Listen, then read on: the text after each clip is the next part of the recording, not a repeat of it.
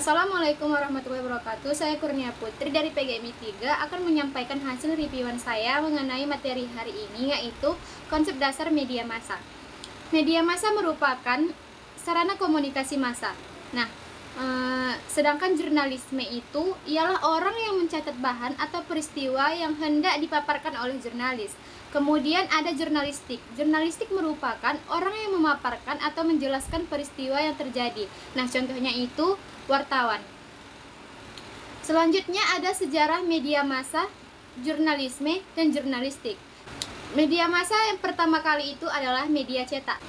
Media cetak merupakan ciptaan Gutenberg yang berupa buku, koran, majalah yang mulai dapat dinikmati oleh manusia secara lebih luas dan cepat.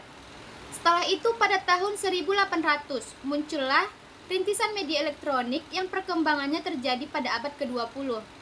Thomas Edison memperkenalkan fonografi yang bisa merekam dan memaparkan suara pada tahun 1877. Kemudian William Dickson menciptakan kamera film pada tahun 1888. Sedangkan pada tahun 1895, Guglielmo Marconi mentransmisikan pesan pertama melalui gelombang radio. Nah, yang kedua itu ada sejarah jurnalisme. Pemerintah Indonesia mendirikan Radio Republik Indonesia pada 11 September 1945 oleh para tokoh radio Jepang. Kemudian pada tanggal 24 Agustus 1962, Televisi Republik Indonesia atau TVRI, stasiun televisi pertama di Indonesia, mengudara. Yang ketiga, sejarah jurnalistik. Pemerintah Indonesia menggunakan Radio Republik Indonesia sebagai media komunikasi.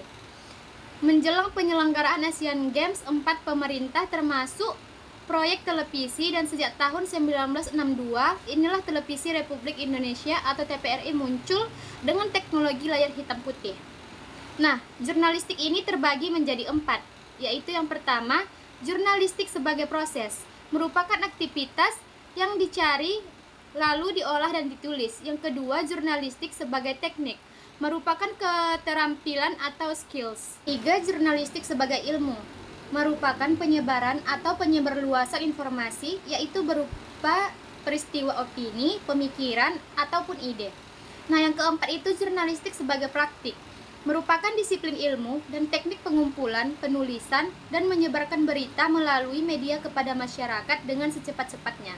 Nah, selanjutnya ada ruang lingkup jurnalistik. Yang pertama itu informasi, merupakan pesan, ide, laporan, keterangan, atau pemikiran. Nah, yang kedua, penyusunan informasi, merupakan informasi yang disajikan sebuah media massa. Nah, yang ketiga itu menyebarluaskan informasi, yaitu mengantarkan informasi kepada publik dengan sistematis menggunakan teknologi komunikasi modern. Yang terakhir ada perkembangan komunikasi media massa di Indonesia. Yang pertama itu surat kabar dan majalah, yang kedua radio, yang ketiga televisi, dan yang terakhir film.